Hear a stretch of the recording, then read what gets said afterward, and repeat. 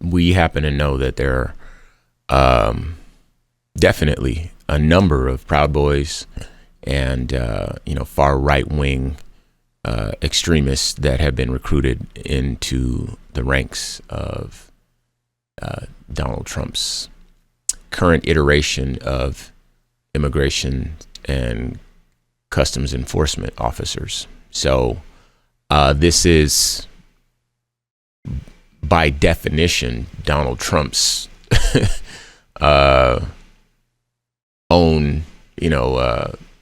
like sort of secret police, So when people make references to the secret police, to the Gestapo, to the SS, I think they have grounds to make that argument.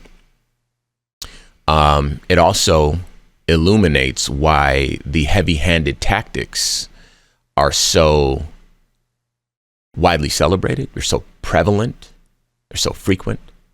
And this being the case, even though we know that they're not strictly speaking necessary, add to that this administration has imposed quotas via Stephen Miller onto this department to substantiate the what would the word be? The I guess propaganda and falsehoods that have been peddled onto the American people. There's an invasion. Well, let's see the invasion numbers in order to connect this administration with a successful, ridding of this country of immigrants, of illegal immigrants. And this is why they start going after people in schools, people that clearly have some paperwork, some documentation, some relationship with the government, are in some stage in the process of becoming a naturalized or full citizenship or whatever the case is. This is why 2/3 of the people that have been arrested by ICE have no criminal convictions whatsoever. And indeed, many of the people that have been detained and arrested by ICE are in fact U.S. citizens. It is, for the most part, indiscriminate. Anybody that looks a certain way is on the menu for these racist people that are doing the bidding of Donald Trump, who whipped them into a frenzy based off of nothing.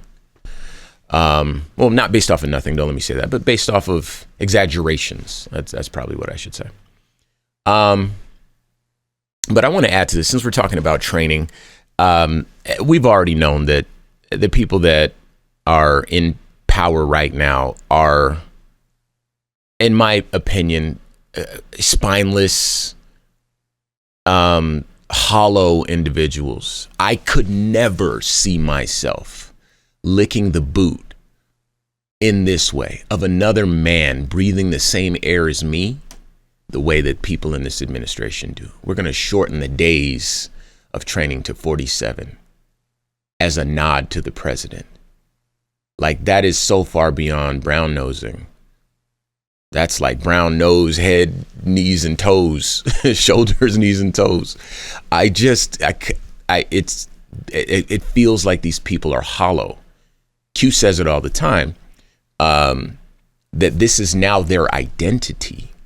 They've lost themselves and they've become an extension of him. It's the last thing they have to believe in. My estimation is because they've always believed in the American dream. And once that has been taken from them, he stepped in and successfully given them someone to blame. And so rather than identifying with the American dream and as a person able to pursue that and accomplish something for themselves, they just identify as an extension of his retribution.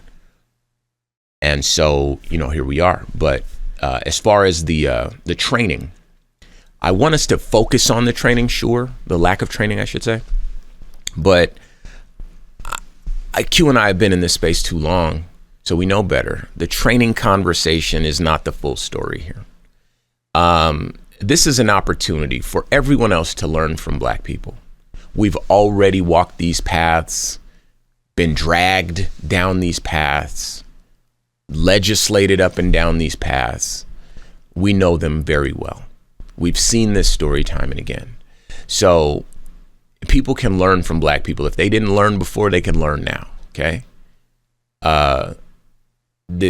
These officers are never going to be trained out of their prejudices. It doesn't work that way. Increased police training, certainly sensitivity training, all that sort of stuff. It simply doesn't work. What you need is accountability. Full stop. That's the whole story. And unless we demand accountability first, training won't make a difference. As far, you can certainly train to a degree, but the problems that black people have been having, the long-standing problems, you cannot train officers out of their prejudices. We have 100 years of evidence that shows that. So in terms of training, I don't think that should be the primary focus here. The 47 days, again, this is just people licking the boot of their grand wizard. But what we need is accountability. You know, when there are consequences, when there is no such thing as qualified immunity, and police have to carry insurance in case they take a life, needlessly take a life, and they are then become uninsurable. These ideas have already been championed and pioneered by black activists. And so you don't need to look too far. And just know that this is ICE, sure, but they're using police tactics. The same people that train all the police departments around the country are training ICE. Notice, whenever people start filming ICE, the officer's not involved with subduing an individual. What do? They stand in front and they take up as much space as they can. They stand in front of the altercation so that you can't film them. They're trained to do that because they're shielding themselves from accountability. They're trained to do that. They took it right from the police. That training and all the rest of this stuff too. So again, accountability should be the focal point, not necessarily the amount of training. Because if people have hate in their hearts, it's going to come out. And if you put a gun in their hand, it's going to come out. And it's going to have really serious consequences.